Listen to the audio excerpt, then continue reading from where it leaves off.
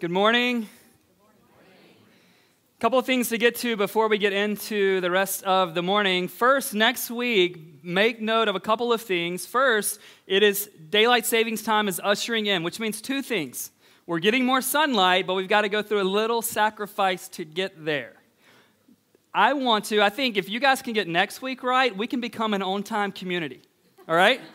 And for those of you that think I'm talking to you, this is just habitually what we do as Epic, about 50% of us. And so here's the deal. Set your clocks ahead next week. Discipline yourself, but be here. Our services run about an hour, and I promise you that we plan every element and every detail of that hour down to a T so that we can provide what we hope will be a meaningful worship experience for you. As a father and just as a person, I know traffic situations arise, but as much as you can, plan to be here. If you're like me, anytime you have a big, important meeting, I know when I have a huge meeting with someone significant, I want to show up there early, and I plan that way, so I'm there on time. I hope that as we enter into worship this amazing God, that we will consider Him to be a significant being to show up on time for. And so that's just from your pastor. It also make you a much better leader if the tardiness is a problem at the office as well. I'd love for you guys just to be here. Listen, 1 hour of our week. Let's kind of get here early, prepare our hearts, engage in welcoming people, spend time praying,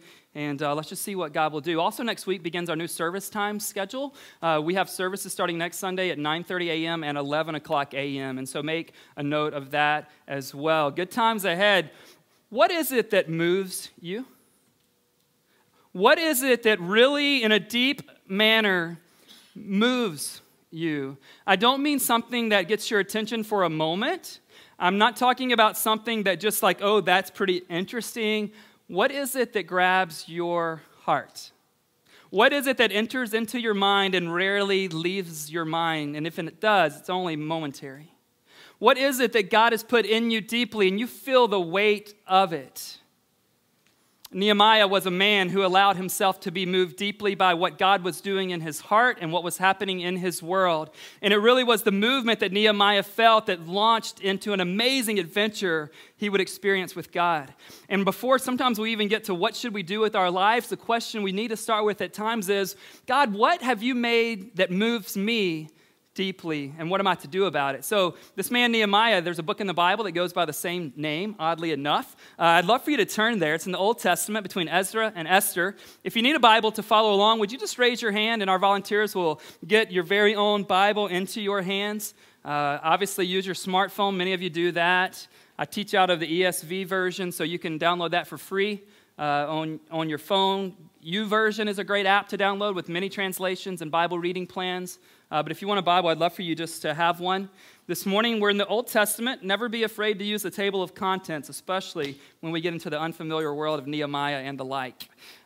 He's between Ezra and Esther, and so that's where he's at. Page 255, if you have one of the Bibles that our volunteers passed out in an ongoing way, or you just received it this morning. Would you all stand with me? We'll look at Nehemiah chapter 1.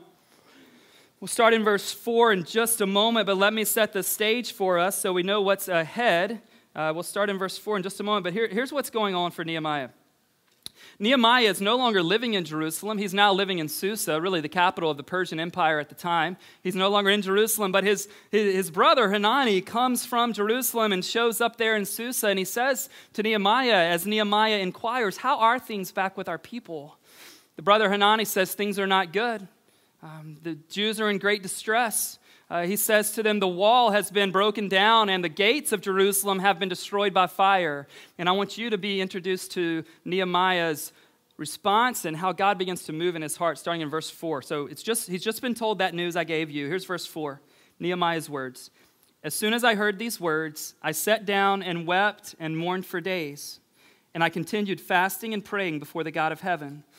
And I said, O Lord God of heaven, the great and awesome God who keeps covenant and steadfast love with those who love him and keep his commandments, let your ear be attentive and your eyes open to hear the prayer of your servant that I now pray before you day and night for the people of Israel, your servants, confessing the sins of the people of Israel, which we have sinned against you. Even I and my father's house have sinned. We have acted very corruptly against you and have not kept the commandments, the statutes, and the rules that you commanded your servant Moses. Remember the word that you commanded your servant Moses, saying, if you are unfaithful, I will scatter you among the peoples. But if you return to me and keep my commandments and do them, though your outcasts are in the uttermost parts of heaven, from there I will gather them and bring them to the place that I have chosen to make my name dwell there. Now in verse 10, notice how often the word you or yours appears as Nehemiah shifts responsibility back to God. They are your servants and your people whom you have redeemed by your great power and by your strong hand. And he finishes the prayer in verse 11. O Lord, let your ear be attentive to the prayer of your servant and to the prayer of your servants who delight to fear your name. And give success. Those of you who wondered, is that okay? You're praying for it, feeling guilty about it? It's in the Bible. Grant success to your servant today, and grant him mercy in the sight of this man. And then he tells us, now I was cupbearer to the king. You may be seated. Establish what it is that really moves you, and then lean into it rather than away from it. Establish what it is that God has put deep in you and lean into it rather than away from it. When you begin to sense something deeply in your heart, soul, and mind, you will do one of those two things. And what I want to encourage you to do is lean into that thing that God is stirring in you rather than away from the thing that God is stirring within you. What is that thing for you? What are those things for you? What moves you deeply? And I don't mean like I'm excited about this passion or hobby in life. I mean, what do you feel like God has made your heart to beat for?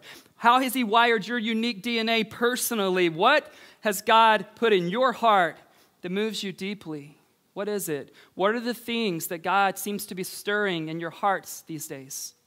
If you're not to that place yet, what is coming close to grabbing your heart these days that you think, I need to think about this. I need to do something regarding an activity or an action based on this deep sense. Here's a reverse way to ask the question that might help some of you and jog something in your mind. What do you find yourself ignoring these days? What situations do you find yourself avoiding? You're like, Ben, why would that have anything to do with what moves me? Because here's what it has to do. Some of us, we begin to sense we're hearing God speak something into our lives. We begin to feel that God's moving something deep in our hearts, and it's almost like we stick our fingers in our ears and go, whoa, God, I'm not hearing that. And we pretend, this sounds really weird if you do it, by the way, but we pretend that God hasn't really spoken.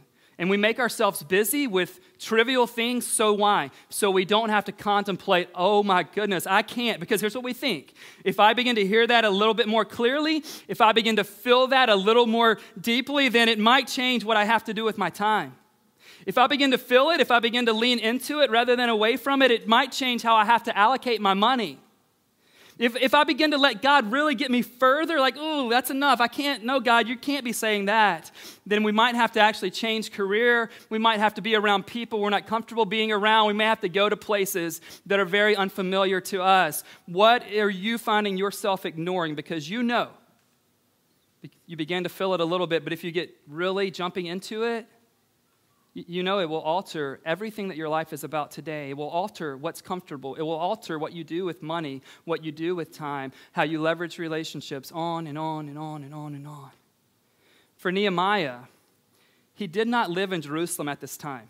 And let's be honest, Nehemiah could have easily dismissed what was happening in Jerusalem because he didn't have to experience it personally, right? Like, it's one thing to know that there's crazy things going on in the world, but I can get that out of my mind if it's not present before me. Can't you? Right? Or I can get busy with things in my life because we're all busy enough. I can just jump into something else so I don't have to mess with the feelings, so I don't have to mess with, is God really saying that? I can do that. And some of us, that has become our defense mechanism whenever we begin to feel something deeply and we think, oh, is God doing this in my heart? He couldn't be doing that. And so some of us have even walked away from faith at times because we knew if we kept engaging in what God had for us, it could mean an alternate lifestyle for us. What have you found yourself ignoring lately? Nehemiah could have ignored it. It's happening in Jerusalem. I'm in Susa. I'm no longer with those exiles. I'm now, I'm cupbearer to the king. I've got a pretty good gig, a pretty important job, and I am the right-hand person as cupbearer to the king. He could have just dismissed it, out of sight, out of mind, but Nehemiah knows that God has put this deeply within him. And what some of us do that Nehemiah could have done too, we could have said, okay, I care deeply about this. I'll help fund this thing, right? I care deeply about this. I will pray for my friends back in Jerusalem. And sometimes God doesn't want us to get directly involved, right? Sometimes for Shauna and I, God doesn't always call us to everyone's mission trip, but he sometimes in an indirect way, we're a part by supporting someone, by praying, right, by giving. But there are times when he calls us and you uniquely to get directly involved. And Nehemiah knows, he feels it so deeply that he understands, okay, God wouldn't allow me to feel this deeply if I wasn't the one to do something about it. So if you're in a place right now in life where you're feeling something deeply and you're hoping that someone else will rise up and do something about it,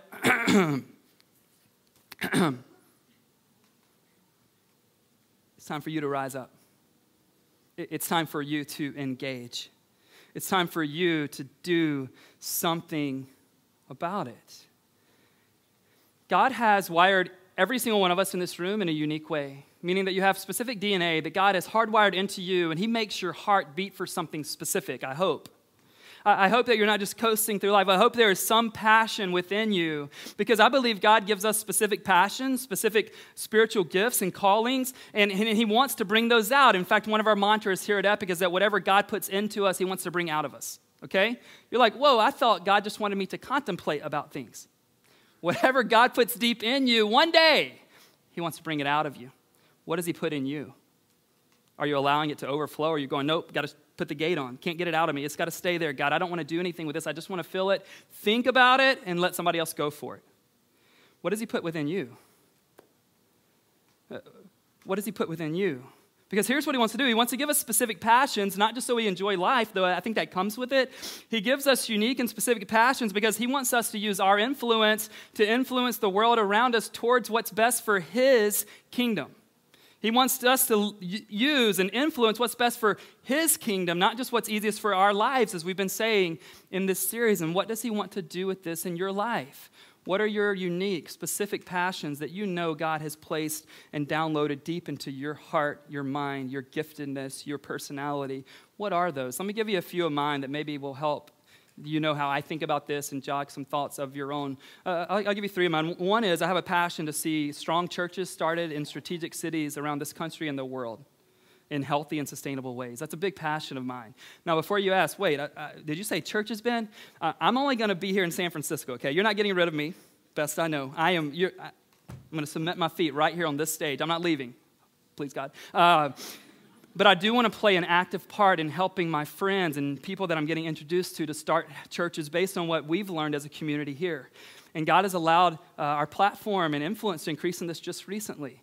3 years ago, 2010, before we even moved out here to start this church, we attended the largest church planners conference in the country to learn. And next month, I actually get to teach at that conference to help people. Hey, here's what, and the reason why is because what God's done in our story here, it's not about me, it's not about even you, but what God's done here, we get to tell other people, hey, if you're going to an urban area, here's some things that are helpful. We're still learning ourselves. We still have tons of coaches who coach us up and influence us, but God is giving us an opportunity to speak into things getting started. Shauna and I get to speak at a conference in July, a national church planning gathering, and we're looking forward to being there just to go, hey, our story's not finished, but here's what we've learned so far. That's one of my passions. Another passion for me is leadership. I love to read anything I can about leadership. I love to sit down and have lunch with great leaders, many of whom are in our church. And for me, I'm just going to ask them questions, okay? So usually by the time I leave those lunches, they haven't taken a bite of their sandwich. I'm like, you can eat later. I have an hour of your time now, okay? They'll brown bag it. They'll box it up. I'll even pay the 10 cents for the bag fee, all right? But you are going to answer these questions because I want to learn what it means to be a great leader. I love the moments when a principle emerges in my heart and mind. I call our staff to turn their chairs around because we're all in the office together. I was like, all right, guys, stop what you're doing. I don't care who's dying or who you need. I do care. But here's a leadership principle that's just emerged for me. Like one recently that emerged for me was greater preparation leads to greater potential engagement. And so then I try to coach our team through that. That's a big one. Another passion for me that's similar to that is I love and I'm passionate about team dynamics. I love to see 5 or 10 individuals, whether they're all-stars or rookies, come together and become not just 10 individuals, but to become a team. So I love thinking about things about how do you unify a team. I love things like collaboration, but everybody has a part to play. It's not like your English class where I'm going to do all the work and you just show up and get the grade. No, here's your role, here's my role. We're going to flesh this out together collaboratively. I love seeing God increase the individual and collective capacity of a team. And so these are things that I'm real passionate about. For my wife, Shauna, she's real passionate about writing, and God is increasing her platform. She's real passionate about helping families thrive in cities like San Francisco, and you can read about that. She's very passionate about coaching and mentoring young moms, and she has many relationships where she's coaching people through what we've learned as parents ourselves. She's super passionate about those kinds of things. She's passionate about the influence our family can have as a leading family in our boys' school. So those are some of ours. What's yours? What's yours? Maybe there are some that have been lying dormant because you just thought, I don't need to feel it that deeply. What things have you set aside? What are your passions? And here's a great question. Based on all the things that you're moved by, what should, not could, what should you be getting involved in and doing something about? I think it'll be on the screen. What should you be getting involved in and doing something about? The reason why I don't like the word could here, it's not a bad word, but I know people with, anybody want to know what irks your pastor? Anybody want to know like what the pastor doesn't like? Anybody? I'll pretend like you want to know. All right. Here's what irks me. People who have 1,000 ideas and have never implemented one. People are starting to think, wait, have I told him a bunch of ideas lately about the church? Ideas are great, but if they never get executed, yay, ideas. And some of you are like, wait, I'm supposed to do more than daydream? Yeah, that's why I asked the question, not what could you do. That whiteboard is endless. What's the imperative? What's the imperative with what you're feeling? Not what could be accomplished. Maybe start there, but the question we need to nail down soon is, what should I do? Not what are the 1,000 things I could be doing. What's the 1 or the 2 things that I should do? God's given me influence. He's given me resource. He's given me the passion. What should I do about it? What should we be doing about it? Here's another question that Nehemiah answers for us. Once you're moved by something, what next? Even if you're not a Jesus person in the room, don't raise your hand, but if you're not a Jesus person in the room, Nehemiah is a great study on excellent leadership. Like you want to talk strategy, you want to talk business, you want to talk execution, implementation, you want to talk about getting a team together, you want to talk about beating the deadline date. I mean, whatever your thing is, a great case study for leadership. Just read Nehemiah this week. I don't know, not tons of chapters, but a great case study and how do you keep moving forward when there's opposition. Just tons of great leadership lessons from Nehemiah. But one thing you'll learn is that he's a brilliant strategist. And he's amazing when it comes to execution and implementation. But once he's moved deeply in his heart, he doesn't begin with strategy and he doesn't begin with implementation. What does he begin with? Look at verse 4. He's moved, right? He's weeping and mourning, showing that he's been moved. He's fasting, and then what does he do? He's praying. He chooses as a first resort what many of us choose as a last resort. I'll say it again. Yes, I'm including the pastor in this. He chooses as a first resort what many of us choose as a last or as a no resort. Right? We want to know, what are the chances? Does it look good? Can we win this thing? He chooses as a first resort, as a first response, what many of us choose only when everything else has been examined, analyzed, strategized, and I'm including myself in this because the way my brain works, that's what I lean into first. What are the chances? What do the stats say? Can we afford it? He leans into prayer, and he begins this beautiful prayer. In his prayer, he confesses his own sin and the sin of his people. We need to start there. We're not looking for a genie whose lamp we can rub and he'd give us what we want. We're looking towards a holy God who's serious about our lives and our sin, serious about carrying out his purpose for us, but we need to get our hearts right first. So he gets his heart right. And then verse 6, I love what he says. He says, let your ear be attentive and your eyes open. He saying, God, I need you to hear and I need you to see. Is there anything moving in your heart right now that you're just saying to God, God, I need you to hear this. God, I need you to see this. God, would you hear this? God, would you see this? And he says, and then he goes on and he prays that great prayer in verse 10. I love it, where he's transferring all the responsibility to God. This is very freeing, by the way. If you feel like God's called something into existence, there's a certain weight that you have to carry. Here's what that weight's called: faith and obedience. The rest of the weight is his. Be relieved. If God's speaking it into you, you're like, all right, God, I will believe, I will pray, I will obey. The rest is yours. Look at what he says in verse 10. He doesn't take credit for any of it. God, these are your servants. They're your people. You redeemed them. It was your power and your strong hand. One of the great things about prayer is that it transfers responsibility. Because what God has for you, you can't do. You can do what you have for you. You can do what your parents have for you. You can do what your spouse might have for you. But what God has for you, you won't get it done by yourself. Transfer responsibility. God, this is your thing. God, you made me care deeply for this. You impassioned me about this thing. God, this is your deal. I'll obey, but you have to do this. This is your work. He's passionate about this. Look at verse 11, how the prayer ends. He just asks again, God, let your ear be attentive to the prayer that I'm asking. Let it be attentive to us in this community. God, give me success. And he says he was cupbearer to the king. And we'll talk about that in just a moment. If you've been in a personal conversation with me in the last several weeks, you've heard me say that I sense God doing something in our church that I haven't seen him do. In fact, it's unprecedented here for us at Epic. Is it a coincidence? January 1st through 10th, we printed up these prayer guides. And this is not where you need to feel guilty if you didn't pray. We printed up these prayer guides, and we just wrote out 10 prayers. Our staff team did, and just said, hey, would you pray these with us over these days? We had a night of prayer on Thursday the 7th, and I said, would you pray with us? And typically what happens when I go through a prayer guide like this, I finish it and I set it into a file. I don't throw it away, but I usually just file it away. But I did something really fun, experiment-wise, this time. I went back and started to look at all the specific answers that God gave us. You want to hear some of them? February 2nd, that Saturday, we prayed collectively for God's unique favor over our church during the season. Yep. We prayed that people would encounter Jesus and respond to him in faith for the very first time. We've seen that. We asked God to give us boldness so we wouldn't become an inwardly focused church, and we began asking people to come with us, and some people are here in this room because you've invited them. We asked God that people would respond in faith and they would move forward in obedience, and we baptized 9 people last week. Just so you know where we're at, we baptized 9 all of 2012.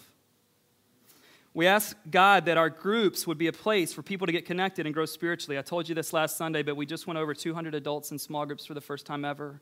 It's about an 85% clip of our normal weekly weekly worship attendance. If you're like, Ben, are those good numbers? Yeah, those are good numbers. We asked that God would help us with follow-up, and we saw 20 people attend our 1.0 newcomers experience last Sunday, and 15 of the 20 signed up to volunteer on the spot. We ask God to increase our faith in him, and we're hearing more stories in our church than we've ever heard. We ask that God would use this teaching series to transform lives by applying its principles, and we're seeing God do that in very unique ways, in ways we haven't seen in other series. Guys, this works. It actually works. He really listens. He really invites us to invite him into everything that's going on in our lives. We have a responding God. Let me say that again. I'm not sure you're convinced. I'm looking at facial expressions. We have a responding God. Here's the question. Are you giving him anything to respond to? Are you inviting him to respond in any way? If it were true today that God answered in this moment every prayer you prayed the last 7 days, would there be anything different in your life? He's not a genie. He isn't Santa Claus, but he is a responding God. Would anything be different this morning? Have you leaned in towards him and said, God, I need you to act in this way? Well, what does Nehemiah do next? He answers a question that we need to answer, and here's the question. Whose influence do you need to accomplish what God is stirring in your hearts? Whose influence do you need to accomplish what God is stirring in your hearts? Look at the end of verse 11 in chapter 1. Nehemiah ends his prayer by saying, God, give me mercy in the sight of this man. And then he says, I was cupbearer to the king. Everybody knows the king's in charge, right? Last week, the king was in charge, Pharaoh. Next week with Esther, the king's still in charge. When we get to Nebuchadnezzar in 2 weeks, who's in charge? Come on, yeah, exactly. These kings are bad. They are the rulers. They are the ones who reign. Everyone submits to them. Everyone says they have all authority, and they do on earth. So Nehemiah prays to God, God, I need mercy. You know what he's saying? God, I need permission. God, I need favor with the king. Look at chapter 2, verses 4 through 8. Let's get into the conversation between the king and Nehemiah. The king, who Nehemiah wants permission from, the king said to me, what are you requesting? So I prayed to the God of heaven, and I said to the king, if it pleases the king, and if your servant has found favor in your sight, that you send me to Judah, to the city of my father's graves, that I may rebuild it. And the king said to me, with the queen sitting beside him, how long will you be gone, and when will you return? So it pleased the king to send me when I had given him a time. And I said to the king, if it pleases the king, let letters be given me to the governors of the province beyond the river, that they may let me pass through until I come to Judah, and a letter to Asaph, the keeper of the king's forest, that he may give me timber to make beams for the gates of the fortress of the temple, and for the wall of the city, and for the house that I shall occupy. And the king granted me what I asked, for the good hand of my God was upon me. He needs the permission of the king, doesn't he? And he gets it. And this is where we're going to confess collectively, okay? Most of us would have stopped at permission. Look at the text. Most of us would have got the go-ahead from the boss man and taken off. That's enough. I won't ask you for anything else, right? You're like, Ben, you haven't met my boss. The king. The king. Most of us would have stopped at permission. Nehemiah goes on and asks for influence. You see the text? Would you give me a letter that I might pass through peacefully? And oh yeah, I'm headed back to rebuild Jerusalem. That's what you've moved in my heart. So I've got to think, the king might have some wood. Oh wait, the king's got an entire forest. Mr. King, could I have some timber? He doesn't just ask for permission, he asks for influence. He's a man who makes the big ask. And I want to challenge you as your pastor to become a man or a woman who's willing and comfortable making the big ask. In fact, for our staff this year, this is really fun. You may not want to work on our team after I tell you this. Starting with the beginning of 2013, every single week when we get into our Tuesday staff meetings, my staff has to tell me and I have to tell them the 5 major big ask. Let me say that clearly, big ask that we've made in the last 7 days. So we sit in a circle. Hey, what'd you do? What happened? Who were your asks? And then we kind of argue over, that's not a big ask. What do you mean? You asked someone to a hot fudge sundae? What's the big deal? That is not a big ask. And so we sit there sometimes going, hey, I only made 2 of them this week. I made 7. Can that count towards next, that kind of thing. He's willing to make the big ask. He's willing to make the big ask. And then I love what Nehemiah says at the end of verse 8. It says that the king gave me what I wanted. If you can bring verse 8 on the screen, the king gave me what I wanted. It could have said because the good hand of the king was upon me. The answer is yes, okay? I'm helping you guys out. The answer is yes to the next question. Was the good hand of the king upon Nehemiah? I just told you the answer. Come on, engage. Absolutely.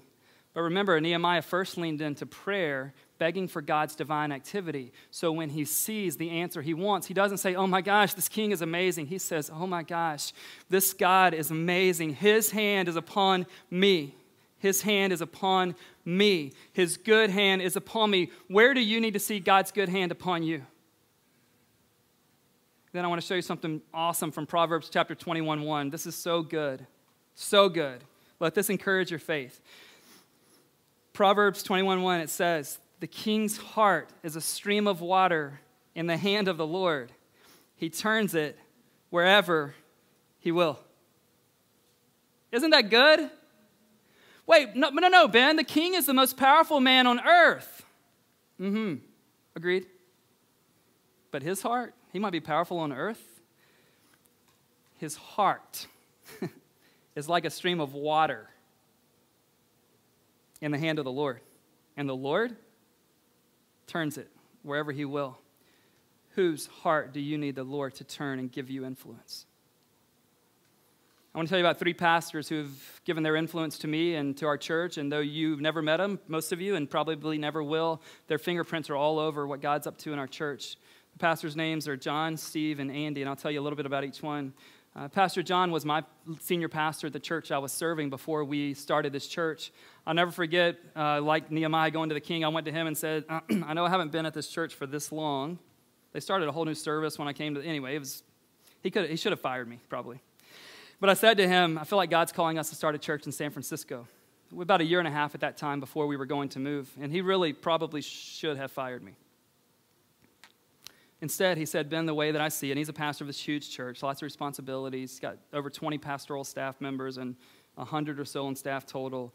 He said, Ben, the way that I see it, you guys have 500 days between today and when you move to San Francisco. I'm going to use my influence to do at least one thing a day for 500 days. So he said, here's $150,000 for your new church. He said, I'm going to take you with me on all these conferences and let you tell the epic story to all of these pastors. He led a vision tour to the city. 11 churches came. 10 of them partnered with us financially. Pastor Steve is the church leader with the most wisdom. He has been at his church 30 years. Started with, when he got there was about 100 people maybe, a little less. And right now they're running over 12,000 every single weekend. He knows more about budget and facilities and staffing and leadership than anyone I personally have access to from a church angle. And other pastors have to pay lots of money to get in his coaching network. He gives it to me and to Epic for free.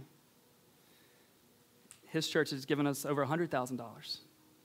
Pastor Andy has been the one who's given me the most hands-on influence. He started a church 2 years before we started this church, and so he's coaching me through. We have a great friendship. He's in the Bay Area, and he coaches me through things on a weekly basis. He and I are in touch. Hey, what should I do about this? What would you do in this situation? And so that's happening. And these guys have given over $275,000 collectively, and their influence has been plenty. It's kind of like the permission thing.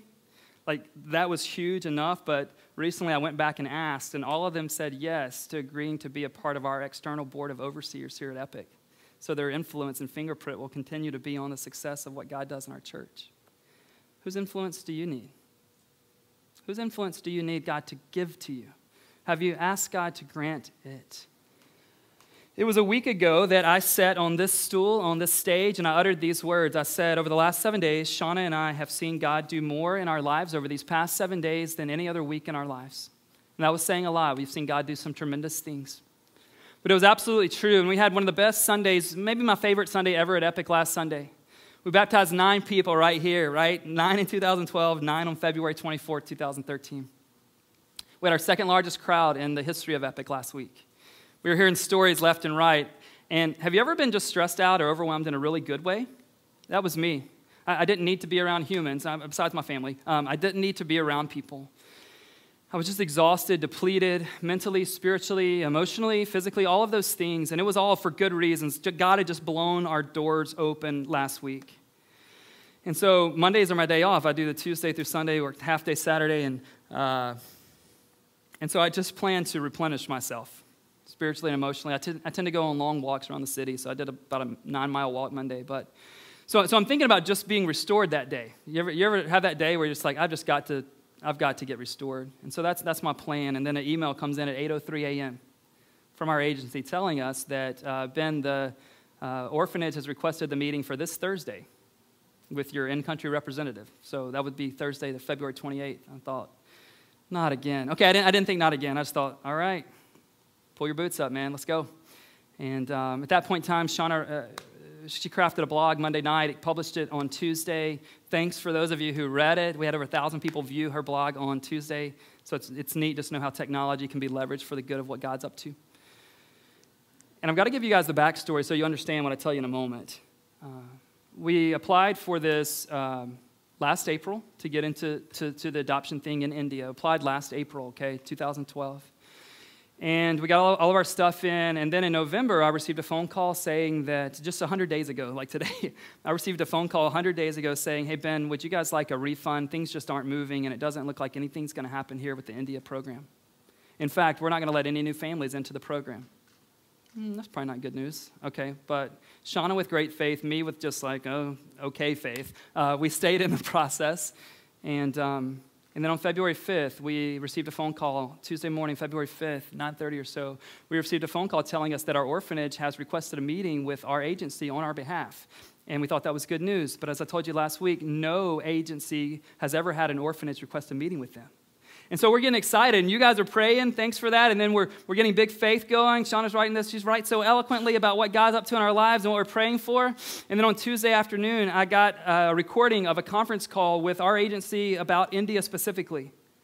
And here's what I learned in that recording, that right now, all the national people in India, for them even to adopt, it's a 3 to 4 year wait. For you Americans and internationals, it's later than that. Okay?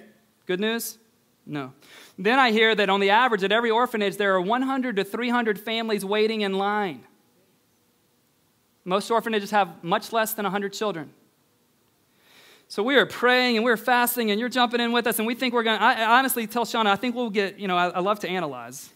Like, Shauna, the call is going to come between 6 and 7 a.m. Thursday morning. Then we can eat again. And it didn't come. It's like, oh, it'll come by lunch. What time is it in India now? 13 and a half hours ahead? No, it's coming. And then I'm like, oh, it's not happening today. Shauna's like, oh, no, Ben, there's this window of time where our person in Virginia is still working and our guy in India is still awake. It'll happen right here. And it doesn't. And so, like, oh, that's okay. Friday morning, they're going to wake us up with the news. It is going to happen. And I'm waking up in the middle of the night, and I'm like, Shauna, is your phone on? I mean, what's going on? Are you sure you have the ringer up?